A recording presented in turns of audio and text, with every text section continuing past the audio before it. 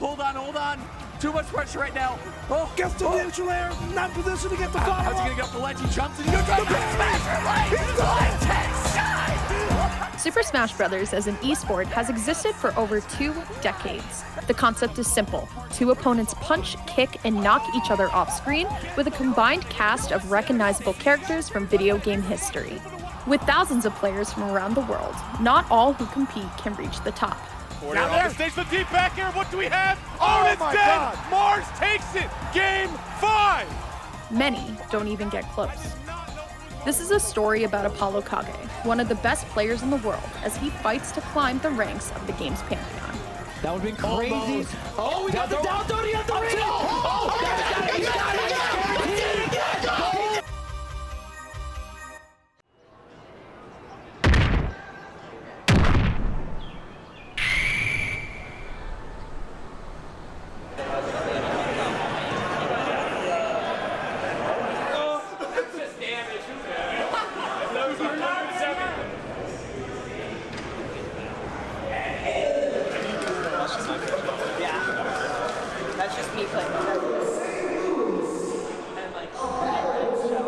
Welcome to Gateway Legends, a brand new event in St. Louis, Missouri, the home of ApolloKage. Housed in Ballpark Village, just outside of Busch Stadium, Gateway drew in lots of competition. So I used to be a professional Smite player before I played Smash, and I was an ADC main. Apollo is one of the main ADCs in Smite, and overall my favorite mythological god. And then I grew up watching Naruto, and Naruto was my favorite character, so he wanted to be the Hokage, and ApolloKage rolls off the tongue. I have an obsessive personality, and I also burned out of previous games, so I understand my limits. I played a game every day for 4 years straight, and I burned out. So I just take break days every once in a while, and I mix up what I do with Smash. So I have all these different options that I can do to where it doesn't get stale, because I'm doing the same thing under something new. You'll see top players get to a certain point where it's like, oh, I won a local, it's expected, I don't have to tweet about it. Dude like me, I always tweet about locals. The feeling was so vivid in my brain when I first started of just what would it be like to win one of these tournaments? And I would just go week after week grinding it out, and eventually a couple months in, 3 to 4 months of constantly going to tournaments, I won one. So it's that feeling of when you win a tournament, there's not really many feelings like it. So I still feel that every time. My name is Ian. My tag is Witness. Witness Gaming started about 2.5 years ago in Team Fortress 2. I come from a Team Fortress 2 background. It's always been about TF2. Well, I've always liked FGC games. I always liked fighting games. Smash was a game I always played a lot of. It kind of came around, I got in more invested in that. It came from a friend named Sandblast, who said, hey, I have a really cool player named Jackal out of New Jersey. He's looking to travel out of state and actually compete. I said, oh, okay, cool, I'll take a look. Yeah, you can definitely see it playing with some intensity right here. Oh, the back air, is that enough? And Jackal takes it over Zamba? And I just kind of took a risk because I didn't know anything about competitive Smash up to that point, or very little. And so me and Jude kind of got together and started talking.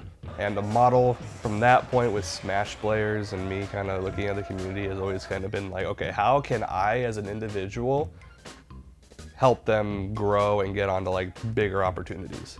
There's no way you're landing. Jackal's not going to let it happen. On the ledge you go. How do you get up? F-Tilt gets shielded. The back air does not. Oh, he almost lived, but not enough. Jackal taking it over ApolloKage. Yeah, and then I fought Jackal at Double Down. Jackal beat me there. He still gives me shit for that. And then afterwards, Witness reached out, and he was like, I'm kind of liking what's going on with Jackal, and I wanted to reach out to someone local. Started talking about mentality stuff, started talking about potential sponsorship stuff, flying them out, making more opportunities.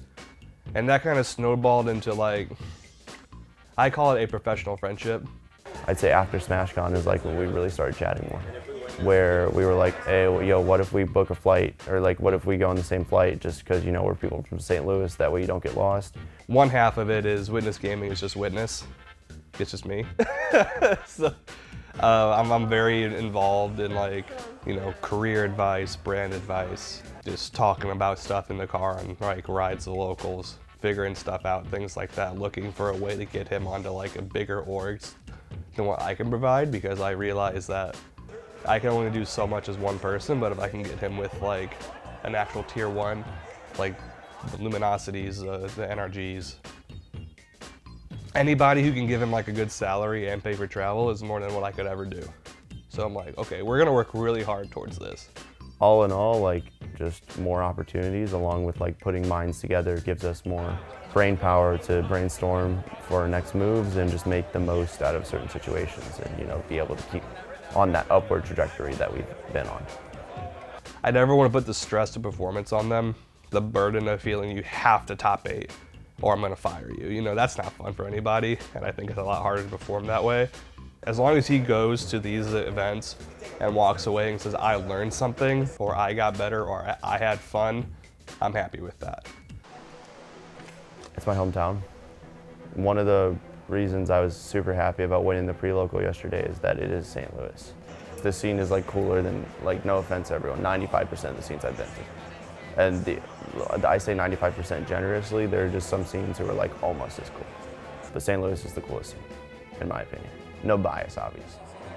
For the past 2 to 3 years, I've constantly traveled to other regions and went to other people's, like, you know, hometown for their tournaments, and now they're finally coming to mine. Yeah, absolutely. Mental is so important when you're playing Super Smash Brothers, no matter what level you are at. And, you know, we are in the home of ApolloKage, the man with literally the unbreakable will. They are literally making a documentary about this guy. Insane. After an undefeated day 1, ApolloKage fights his first opponent in top 64, ApolloKage, a ranked player from Philadelphia. The bracket has shifted, and other top players have fallen short in the pools phase. It's a vicious tournament, but this is his home city. Yep. And now we realize that ApolloKage's tag is actually a message to his opponent, because ApolloKage is sitting on his last stock, almost loses it. Well, I don't know if we're going to dive into it. True, but still very good interruption. You do not want to get caught under Bowser Jr. there. A lot of pressure again, this shield poke. Yeah, it's hard to know when it's okay to let go shield in that situation. It gets the back air, and that's going to do it. Still didn't lose his second stock. ApolloKage taking down ApolloKage, the number 2 seed, in a 3-2 upset. I think Dylan's a great loser.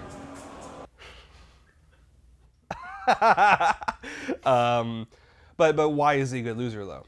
You know, he always sits, looks over to the person, handshake, and if he's confused and genuinely like doesn't know what to do, he asks a question, he learns, he grinds that aspect and sharpens it up, and he comes back better the next time.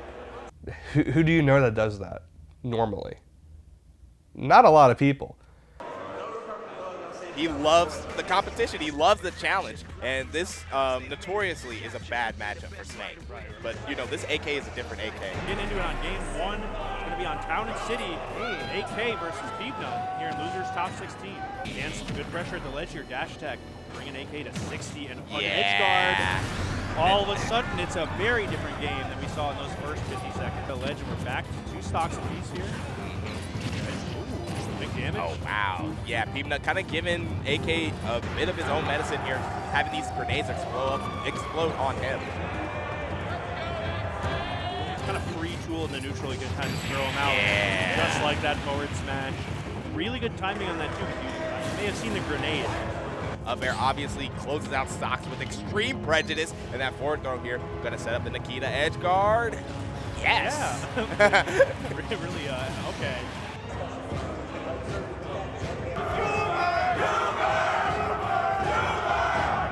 But back to it. Steve holding down center stage.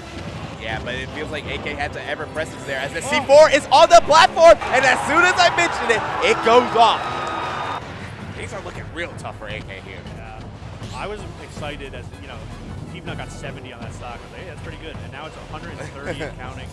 And even the stock, too, Beebna with a 3-1 lead. Man, and Ride Rush and meet him up there, but Beebna just playing it very defensively. 5 seconds left, and it's counting down. Beebna air dodges, and he's safe.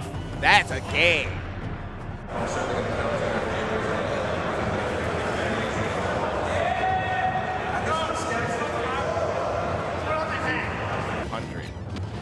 Okay, wow, the jab into the forward tilt. So clean, great option for AK holding onto that stock. So the grenade actually helped AK out there. Got under the up air, and then there's the up tilt. to send it home. And now we're here at Game 5, where STL is super hyped for the conclusion of this set. One more stop! One more stop! One more stop! One more stop! See that C4 on the right side puts Peanut in an awkward scenario where he can't really stay at his home over there on the right side of the stage unless he wants to, you know, try to call out the C4. And there goes grenade up air, something that STL is all too familiar with. Oh, dodges that C4, picks up the metal blade. Now C4 left to the center stage. Oh, the up air didn't come out, but you know AK's did.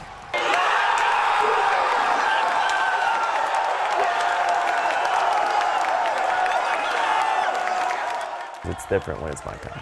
When it's my turn, I will be the one to defend it. So it's like nice that even when top talent from around the country come here, I can like put the foot down and be like, don't sleep on my region. We're not bad. Hey, Brave. So basically, the stage is not enough. You will come into the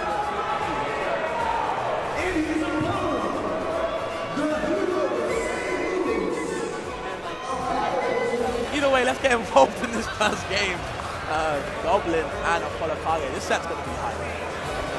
It's a run back from LBC. 3-2 last time in Goblin's favor. Can AK do something about that? You're still going to get hurt. And look at this, all this residual damage that Goblin's taken for no reason. Has a sticky on him, doesn't let it fly. There's back on AK, I believe. Yes, flashing on him. But now it's passed up to him. Bro, hot potato all around. I see it on Roy's belt right there. And was that a grenade that killed him right there? I think so, yeah. Goblin has to watch out how you're kind of maneuvering around. Yeah, Goblin was a little freaked out there, but the up tilt going to come through from ApolloKage did not mean to land there. Probably thought that AK was going to be somewhere else at that time. So that, he's got to watch out for that grenade, though. Yeah, good find, though, Goblin. And the up tilt.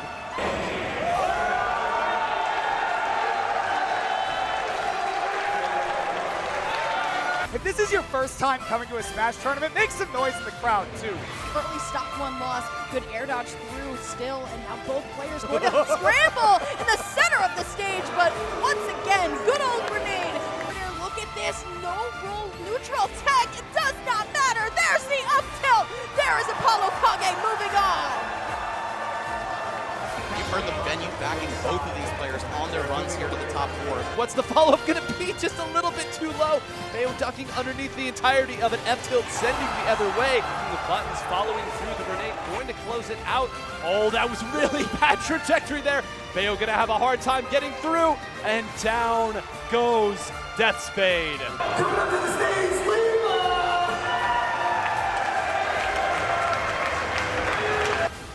Lima deliver on a better performance than Death Spade did. Obviously, gonna be a tough ask when your opponent's Apollo goddamn Kage. Back into the same situation. Empty hop. Now I'm gonna run forward, figure you out. No way! Like that either. The ball within, coming in just in time.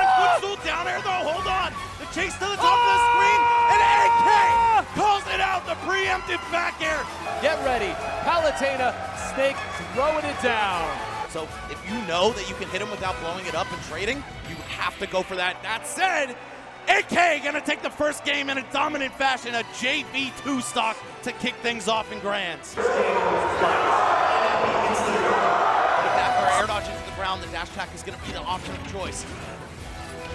All of these landings painful, and none more painful than the one that drops your first game. Luis read the B reverse right there. You could see the way he positioned himself, but it didn't connect and it didn't matter. AK resets the bracket 3-1, and St. Louis erupting for their champion. But Luis been so good at covering not only his opponent's recoveries, but covering his own recoveries. Chasing high up, one more of those is gonna do it! Yes, all right, Luis takes game one in the reset. Cannot fall for anything there. This is where the damage has been done when you go high, go off stage, and yes, sir, the back air once again doing it. That up tilt might do just enough. F tilt, waits, goes the wrong way. F tilt comes out again.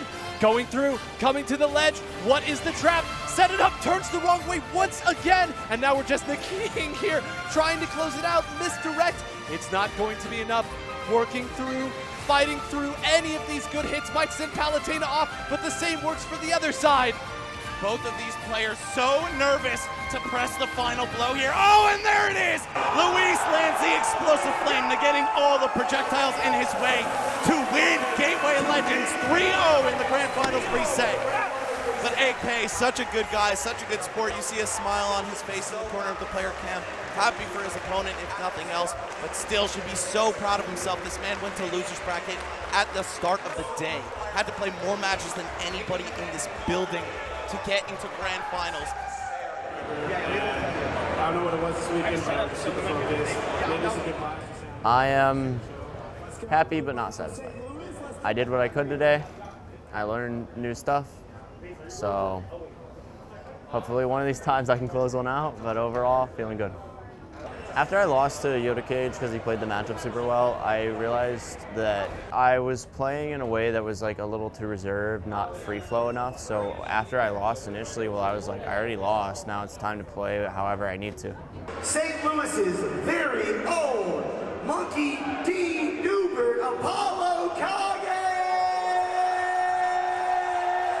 I am proud. I know I can win one of these things, but I think I put on a good show, and I definitely wouldn't have been able to do it like I did without the support from my scene the whole time. All in all, I think of this as like endurance training, so next time, you know, since I've been in this situation before, I'll probably have a little bit more steam to push through and maybe get that second set. This is not where his story ends. 2023 has been a big year for AK, with multiple sponsors, dozens of tournaments, and some of the fiercest competition he's seen to date. This is the story of his year. This is the story of ApolloKage, the man with the unbreakable will.